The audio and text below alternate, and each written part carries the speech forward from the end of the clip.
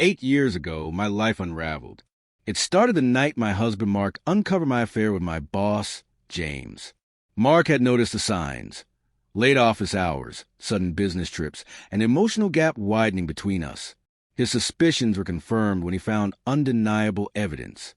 The pain in his eyes was searing, and I couldn't deny the truth. The affair wasn't driven by deep love, but by a string of bad choices during a rough patch in our marriage. I'd been with the company for 5 years, and James, successful, charming, and seemingly attuned to me in ways Mark wasn't, became a refuge.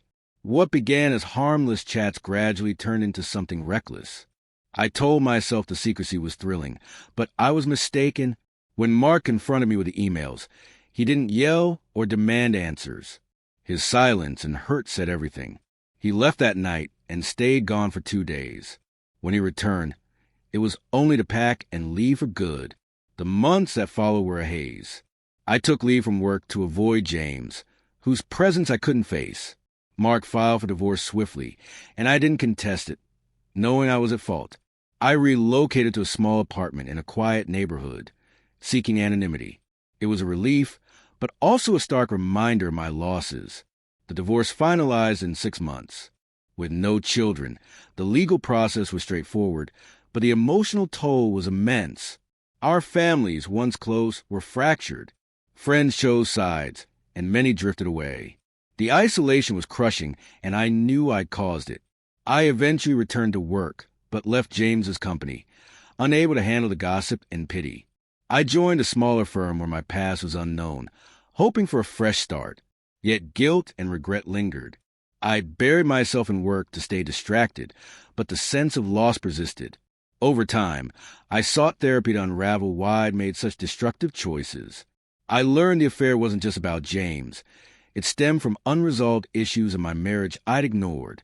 Instead of facing them, I chose an escape. Meanwhile, Mark moved forward. Within a year, he began dating and soon met Laura, a kind, steady woman, unlike me. I heard they were happy, and part of me was glad he'd found what I couldn't provide. 3 years post-divorce, we crossed paths at a mutual friend's wedding, the first time we'd seen each other since the split. Our conversation was polite but distant, his eyes still carrying traces of hurt. The encounter reignited my guilt. In the following years, I continued therapy and joined a support group for those affected by infidelity, as victims or perpetrators. Hearing others' experiences showed me the ripple effects of my actions on Mark and myself. The affair had warped my sense of identity, and I had to confront that. By the 5th year, I found some peace. I co-founded a small business with a colleague from my new job, a dream I'd long deferred. It wasn't a fix of the past, but it was a step forward. Around then, I learned Mark and Laura were engaged.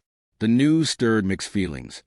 Genuine happiness for him, but also grief for the life I'd thrown away. 8 years on, Mark and Laura are married with a newborn.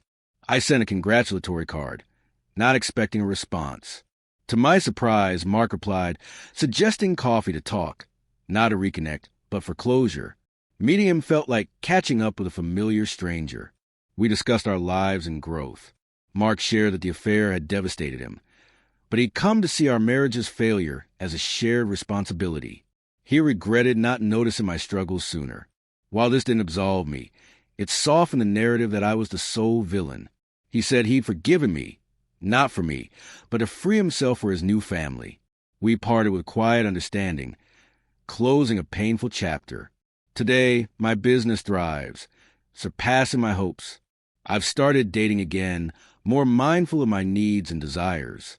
I've learned happiness comes from deliberate effort, not fleeting thrills. The affair was my greatest mistake, but it forced me to confront my flaws and rebuild. I'm not the person I was 8 years ago, and I'm thankful for that. The past is unchangeable, and my choices still weigh on me, but time has lightened the burden. While I lost my marriage, I gained a deeper understanding of myself. Sometimes, the most painful discoveries are the most valuable.